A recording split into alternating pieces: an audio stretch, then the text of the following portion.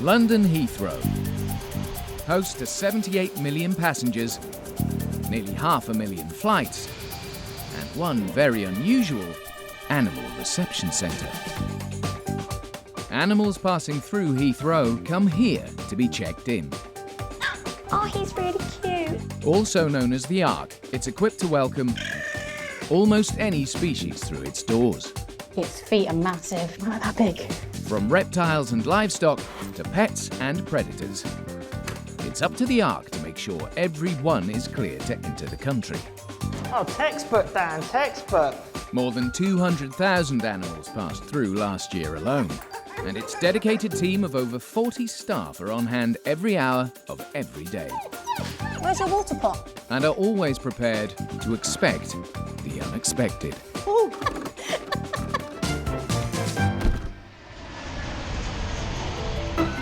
Today on Animal Airport. You are exceptionally tiny. A puppy from Russia is raising suspicions. If the paperwork says that it is 15 weeks, and we can clearly see the puppy isn't 15 weeks, then there's something very wrong here. A king vulture is losing his temper. He's probably been boxed up like probably 16 hours now, so he's probably just desperate to get out. And a fun-loving ferret is keen to escape on the tarmac. Ferret looks like he's trying to get out. There's a little hole down the side, so straight back to the Ark.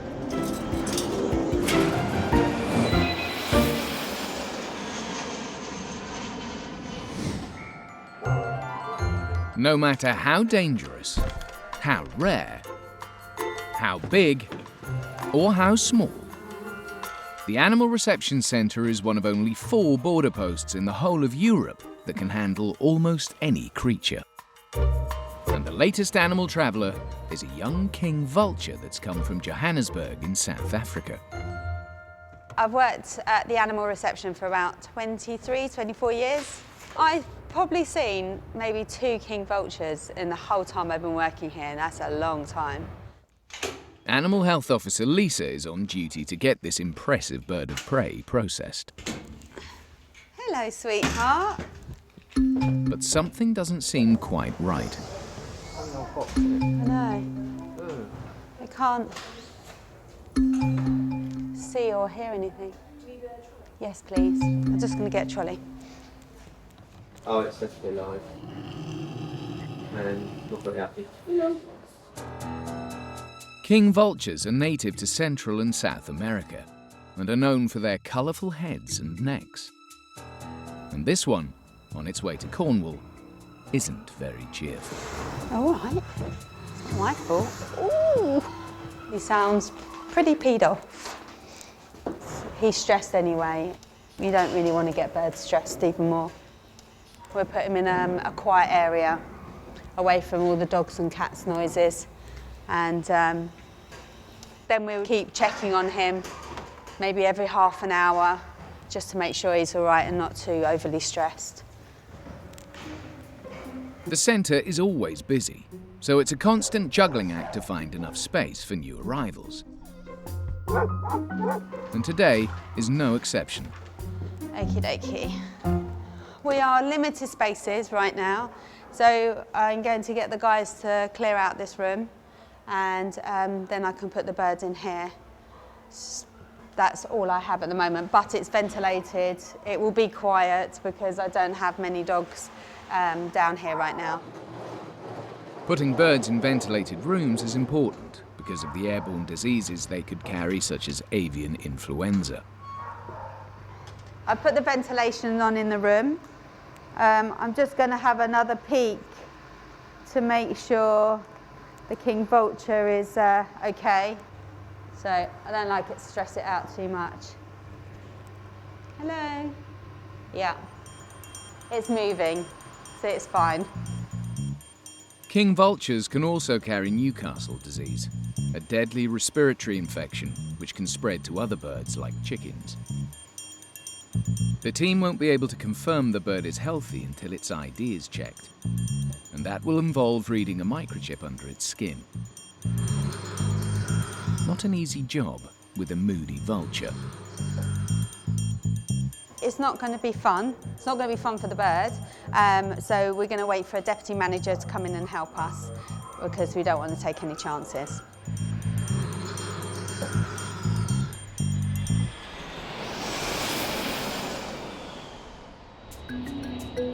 All dogs that travel to the UK must be vaccinated against rabies to keep the country free from the disease.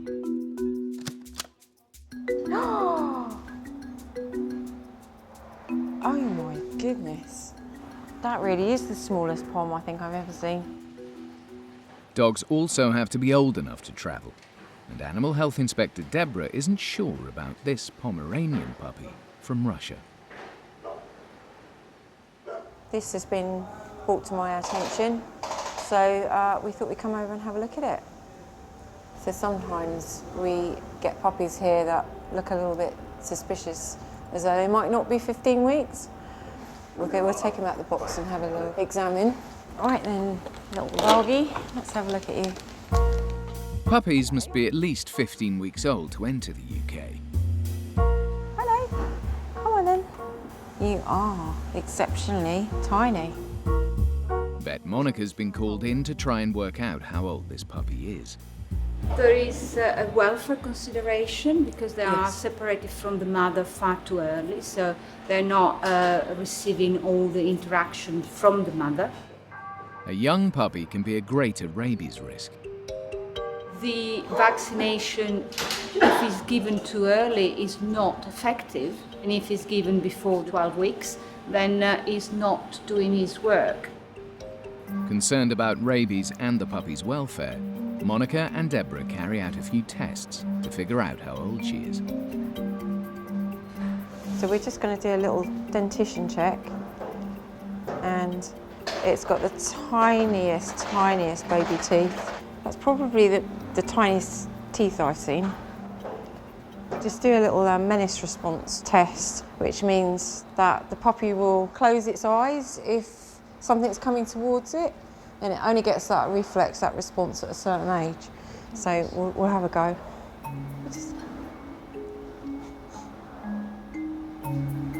I don't know, what do you think? You have a little look and see. The puppy hardly blinks. They typically get that response, the menace response, at about 10 to 12 weeks. So that would indicate that it's probably under 10 weeks. If it's decided she's too young to travel, the puppy will have to go straight to quarantine to be revaccinated. But if the paperwork says that it is 15 weeks, and we can clearly see the puppy isn't 15 weeks, then there's something very wrong here. You're quite lively, aren't you? As this is the smallest pom pup Deborah has ever seen, she also decides to take some photos and weigh her. We're trying to illustrate the size of the dog. This is good for training for other officers, just to demonstrate really the tininess of the dog. 375.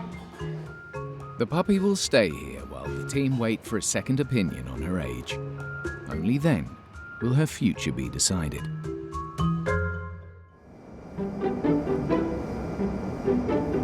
While human travellers use the 4 airport terminals to continue their journeys, all animal travellers are chauffeur-driven, directly from their plane to the centre.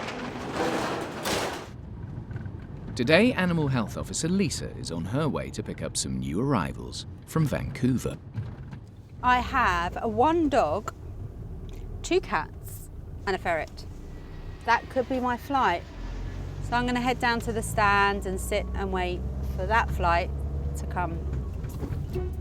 So we have 5 vehicles. They are constantly out because our first flight starts about 4:30 in the morning. Last flight can be 10:30, 11 o'clock, so we're out constantly bringing animals back and forth. Even though Lisa's worked at the Ark for more than 2 decades, the rules of the runway are still daunting. You can't cross those lines over there.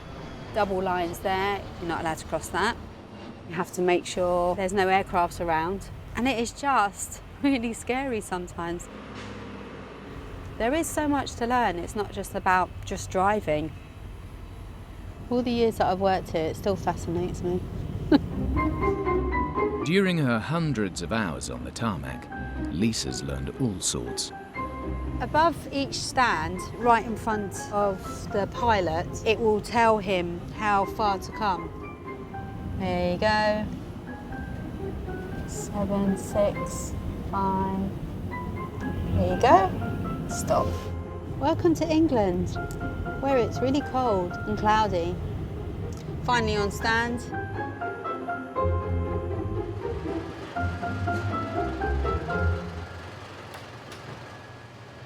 Cats Merlin and Tommy and their ferret friend Margot have arrived safely. Margot! And Margot, it seems, is particularly keen to explore. Trying to escape.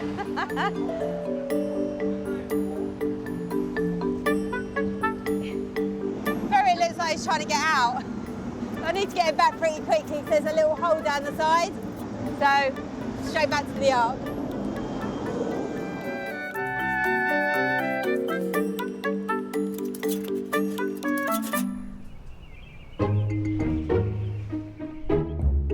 The centre is the biggest animal border post in the UK, with different areas for the various creatures in transit. In the bird wing, the young king vulture is waiting for Deputy Manager Ross to check its ID before it can be cleared through customs.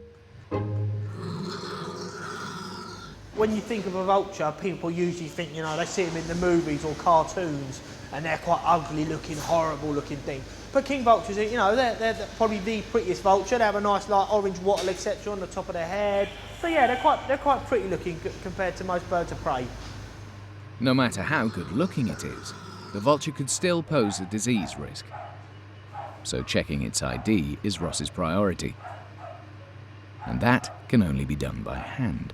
It's got a microchip, and for the majority of birds that's found in the breastbone area. I've just heard from the team that he's not the friendliest chap in the world.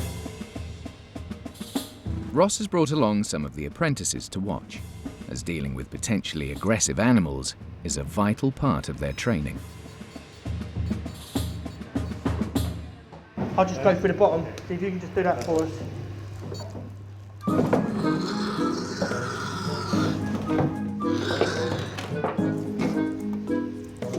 Yeah, get it right there. The king vulture isn't cooperating. So the chip reader's not finding that one. Different manufactured chips, you know, require a different chip reader. So we might just have to use a different chip reader, that's all. The bird's claws and powerful beak are used in the wild to tear open the animal carcasses that they feed on. So Ross has to approach with caution. You know, it's quite a stressful condition anyway, so he's come on a long flight from Joburg. So he's probably been boxed up like probably 16 hours now, so he's probably just desperate to get out.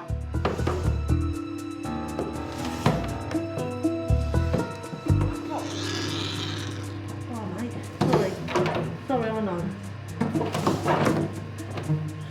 Still no luck.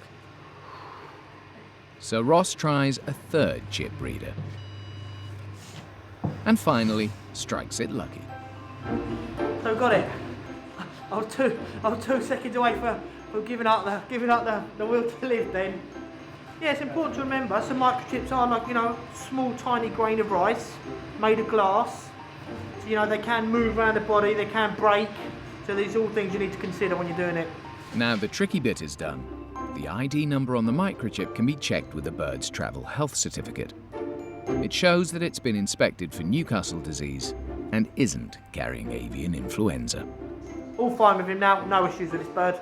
The paperwork gets processed by the state vets, clears through customs, and it goes from there.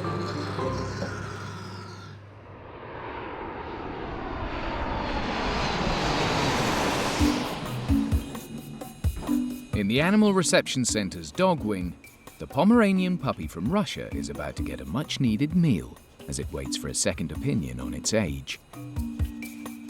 Add a bit of water to it, almost like soupy, because she's barely got any teeth to cope with eating anything. You know, this dog's travelled a considerable distance and hasn't had any food during that time. It's really not good for such tiny puppies. She needs to be kept warm, because when they're so tiny, they get sort of drastic drops in blood sugar level. So lots of frequent meals, so she probably needs feeding maybe 6 times a day. There'll be somebody that's probably quite upset that they can't have their puppy straight away. That's how it is, unfortunately. We have seen a lot of small ones, but this is on a different level. Vet Jen has arrived to give her assessment on whether the pup was too young to fly or to be properly vaccinated against rabies. It looks like he's got permanent molars. It's really hard to tell. It's really tricky. It's not something we can definitively say, like, yes, definitely. So obviously we look at the teeth, we look at where, if they have any permanent teeth, how have the teeth erupted from the gum line, how far they've erupted. Looking at his set of teeth, he's got a couple that look permanent. So that would set him older than, I would say, 2-3 months. But it's really tricky because he's such a small puppy. Since the puppy's age is still unclear, it's likely she'll have to spend some time in quarantine.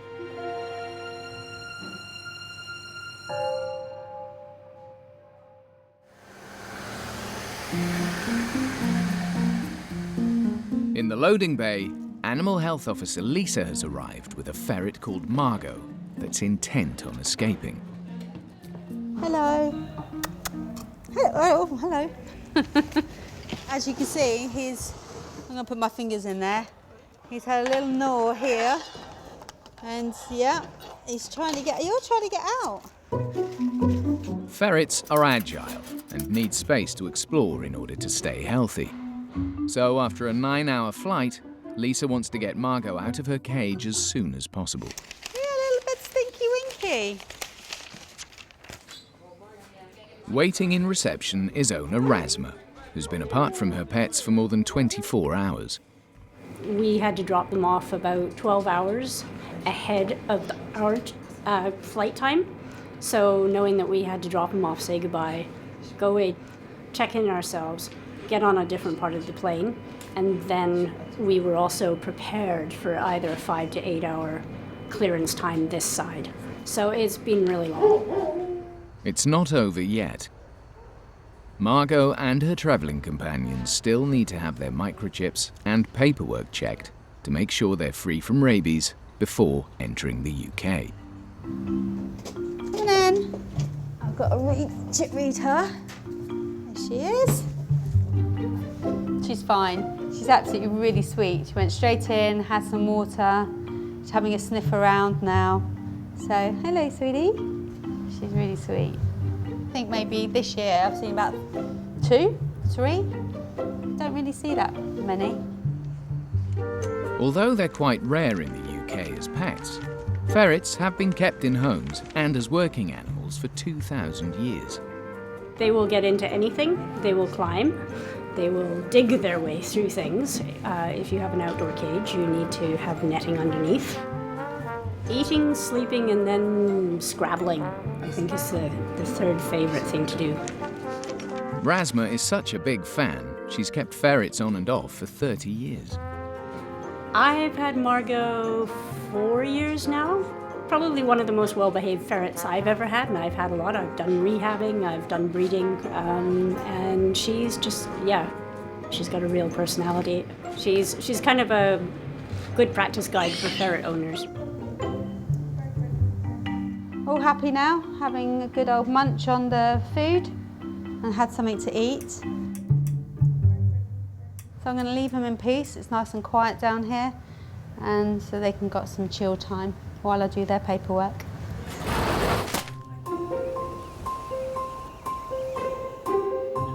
Four hours later, the trio is reunited with Razma, and Margot the ferret is once more trying to escape her cage. I had a feeling that out of all of the three of them, she'd be the like, okay, let's go, let's do this thing. It's time for us to all go home to bed.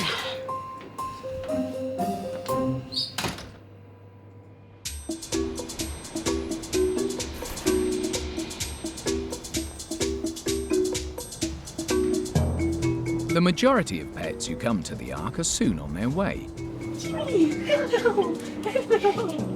But some have to stay a little longer than planned, like the Pomeranian pup from Russia. Supervisor Kaylee is overseeing the puppy's stay while a decision is made on her future. So we moved the Pom into a smaller kennel just to give it a bit more warmth and also to free up space for other dogs that were coming in, so the larger dogs that need the kennel space. It was a shock because I remember everyone telling me the Pom was small. And you think, oh yeah, we've seen loads of small Poms, we're used to it, it's fine. And then I went over, I didn't realise how actually small this Pom was. I've never seen anything as small as that here. So I'm just checking her over, still in good condition. Still happy, healthy? Yeah, very tiny. She's so small, needs a lot of care and attention. After a good feed and lots of rest, the pup is in a more lively mood. Very playful. He's really quick. Seriously, stay. Or not. Eat the food. Eat the food. What's this?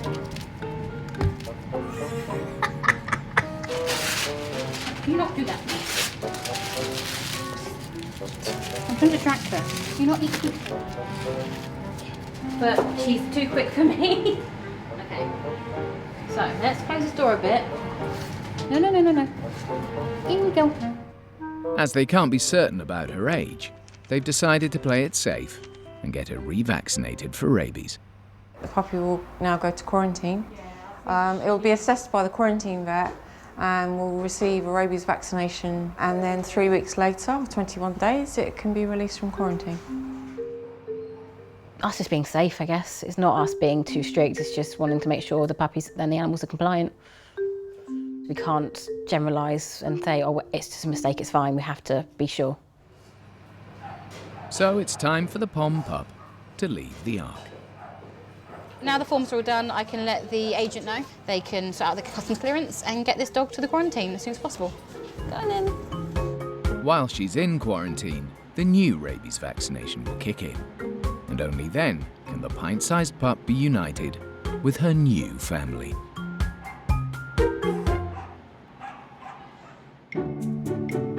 The King Vulture had a clean bill of health and carried on to its final destination in Cornwall.